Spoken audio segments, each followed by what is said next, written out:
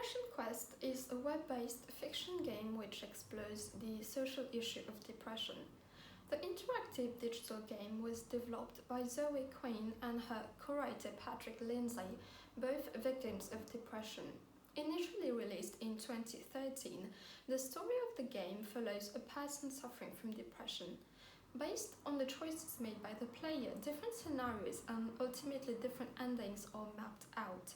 The player is given a series of day-to-day activities through which he or she has to navigate while dealing with this illness. The game is seen more like an interactive text adventure rather than a game. An apology is even issued during the epilogue for not being that entertaining. Your character is deliberately portrayed as vague and nameless. For instance, you're a man in your mid-20s with a girlfriend called Maddie and a job that you detest. You thoroughly lack motivation and the game proceeds based on your choices. The game, which has been played over 1 million times, consists mostly of a narrative told through snippets of text which are presented in the form of choices.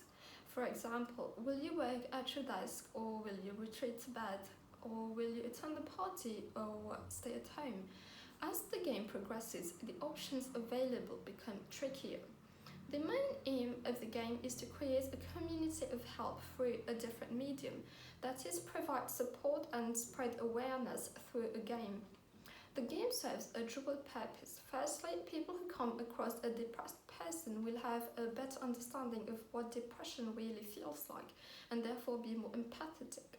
Secondly, those who are victims of this crippling illness already might feel less alone and may be encouraged to even seek help. The award-winning game consists of playthroughs which are short enough to be completed in one day, but not at the expense of getting its point across.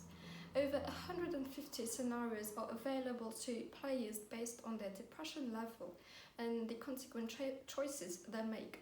What is interesting is the options which are made unavailable for players. For instance, after a heavy day at work, you return home and feel terribly anxious about the work you have brought home. You can see the option order some good food, pour a drink and sit down for a night of work, and yet it is cut off and you cannot choose it. As you advance deeper in the game, your options are limited to a point that you can feel close to how a depressed person feels on a daily basis. Moreover, the audio and visual effects inflate this debilitating feeling. It is undeniable that games have pervaded our lives to the point that it is today an industry worth over $100 billion. For the creator who struggled with depression for years, a video game seemed like an ideal way to create an experience that connected sufferers and non-sufferers. Depression Quest follows the typical characteristics of most video games in that it has no victorious ending. It is instead one of a growing number of video games that aspire to broaden the medium's subject matter through the depiction of darker everyday scenarios. Indeed, one criticism of the game is that darker themes are not appropriate for video games, which should remain playful and have entertainment as their main purpose. The game can be accessed for free since the main goal is to spread awareness, but follows a pay what you want pricing model. The money collected partly goes to the US-based Suicide Prevention Lifeline.